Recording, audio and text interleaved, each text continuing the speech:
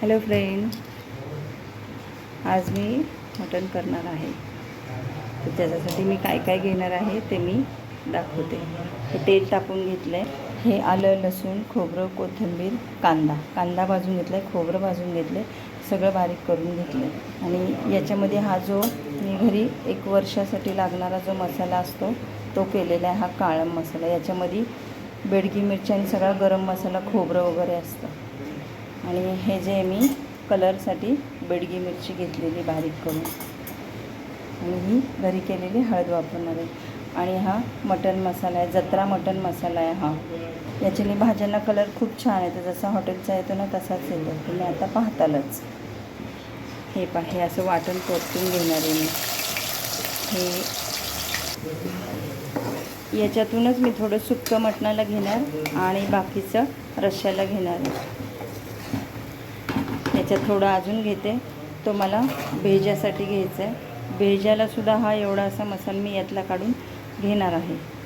हे हा 1 वर्षाचा मसाला आहे. हा दिसतो एवढीसा पण भरपूर, आणि तिखट पण आहे, कलर पण येतो आहे. हा जत्रा मसाला आहे. हा कलरसाठी बेडगी मिरची मसाला आहे. हे तिखट नसतं, नुसतं रंग असतो मिरचीचा. ही घेतली हळद, आपण आळणीमध्ये सुद्धा हळद घातलेली आहे. आता हे छान परतवून घ्यायचं, तेल सुटोस्तोपर्यंत झाकण ठेवायचं. एक 5-5 मिनिटांनी बघत राहायचं, थोडंसं हलवायचं, परत झाकायचं. वाटलं तर गरम पाणी घालत राहायचं थोडं थोडं, म्हणजे तो मसाला चांगला शिजतो. तो शिजल्यामुळे आहे ना मटणालासुद्धा चव येते. मटण काय, साध्या भाज्यांनासुद्धा मसाला चांगला परतून घ्यायचा, म्हणजे चव येते, असं गुळमटपणा येत नाही. तुम्ही कच्चा कांदा जरी घेतला ना तरी चालतो, फक्त तो छान भाजून घ्यायचा.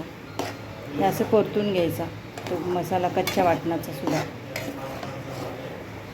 म्हणजे गुळमट लागत नाही. काही बायकांचं कसं होतं, गुळमट लागतो म्हणतात. तर तुम्ही नीट भाजलाच नाही, कच्चाच ठेवला तर मग तो गुळमटच लागणार ना वाटण. हे ह्या आळणी रस्सा आहे ना, हा थोडासा याच्यात घ्यायचा शिजायला. खूप छान शिजला जातो ह्या पाण्यामध्ये, आणि टेस्ट पण चांगली येते. आता हे परत हलवा थोडं, आणि छानपैकी झाकण ठेवा. हे असं झाकण ठेवा, 5 मिनिटांनी लक्ष द्या. हे असं राहिलेलं वाटण आहे. हे आता वाटण मला 2 दिवस तरी इमर्जन्सीमध्ये कामाला येईल.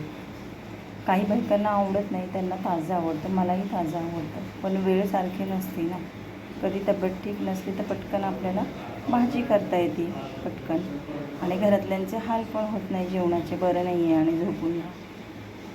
ही आयडिया छान आहे ना. असा हा आपला मसाला छान परतलेला आहे. आता मी त्याच्यामध्ये सुक्कं,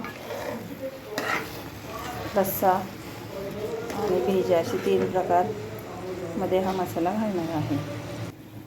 तर याच्यात हा खिमा घालायचा आहे, आणि चवीपुरतं मीठ घालायचं आहे आपल्याला याच्यात. हे त्याला छान हलवून घ्यायचं, म्हणजे मीठ सगळीकडं लागेल, आणि झाकण ठेवायचं. याला जास्त वेळ लागत नाही शिजायला, एक 10 मिनटं उलथंपालथं करून घ्यायचं, ते आपोआप शिजतं. असं झाकण ठेवायचं. हे बघा पातेल्यामध्ये शिजवलेलं आहे, किती छान शिजलं आहे. लगेच शिजतं, पातेल्यामध्ये छान शिजतं, कुकरमध्ये गाळ होतो.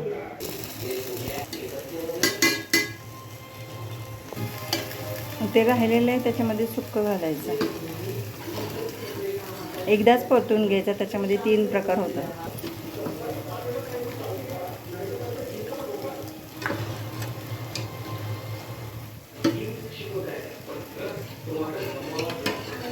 याच्यात मीठ व्यवस्थित झालं आहे, त्याच्यामुळे मी याच्यात घालणार नाही आहे. आता हे जे सुक्कं आहे ना ते ह्याच्यात टाकायचं, आणि सुक्क्यासाठी हे छान आता मीठ घालून हलवून घ्यायचं. आता हे छान हलवून घ्यायचं, आणि तेल सुटोस्तोपर्यंत उलथंपालथं करून परतून घ्यायचं, आणि जेवताना मग गरम गरम घ्यायचं. असं हे आपलं सुक्कं मटण झालेलं आहे. त्याला तेल सुटलेलं आहे, मी जास्त तेल घातलं नाही त्याला. आणि हा पातळ रस्सा.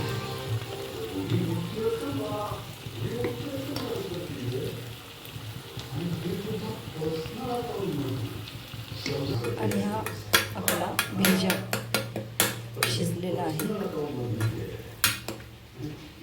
असं हे आपलं ताट तयार झालेलं आहे.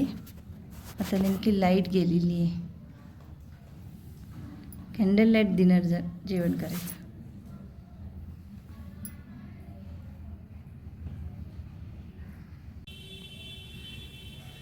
बघा कसं छान शिजलंय.